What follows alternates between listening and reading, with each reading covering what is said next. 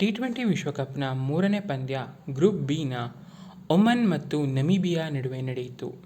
Toss ಗೆದ್ದು fielding ಆಯ್ಕೆ ಮಾಡಿಕೊಂಡ ನಮೀಬಿಯಾ ಸೂಪರ್ ಓವರ್ನಲ್ಲಿ ಗೆದ್ದಿದೆ. ಮೊದಲು ಬ್ಯಾಟಿಂಗ್ಗೆ ಬಂದ ಒಮನ್ 19.4 ಓವರ್ಗಳಲ್ಲಿ 109 ರನ್ಗೆ ಆಲ್ಔಟ್ ಆಗುವ ಮೂಲಕ 110 ರನ್ ಟಾರ್ಗೆಟ್ ನೀಡಿತು. ನಮೀಬಿಯಾ ಪರವಾಗಿ ಟ್ರೆಂಪಲ್ಮೆನ್ 4, ವೀಸ್ 3 ವಿಕೆಟ್ ಪಡೆದು ಮಿಂಚಿದರು. ಟಾರ್ಗೆಟ್ ಚೇಸ್ ಮಾಡಲು ಹೊರಟ ನಮೀಬಿಯಾ ತಂಡ 20 ಓವರ್ ಅಂತ್ಯಕ್ಕೆ 6 ವಿಕೆಟ್ ನಷ್ಟಕ್ಕೆ 109 ರನ್ ತಲುಪಿತು. ಹೀಗೆ ಟೈ ಆದ ಮ್ಯಾಚ್ ಸೂಪರ್ ಓವರ್ ತಲುಪಿತು.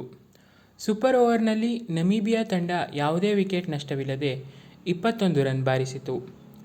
ಆದರೆ ಒಮನ್ ತಂಡ 10 ರನ್ಗೆ 1 ವಿಕೆಟ್ ಕಳೆದುಕೊಂಡು ಸೋಲನ್ನು ಒಪ್ಪಿಕೊಂಡಿತು.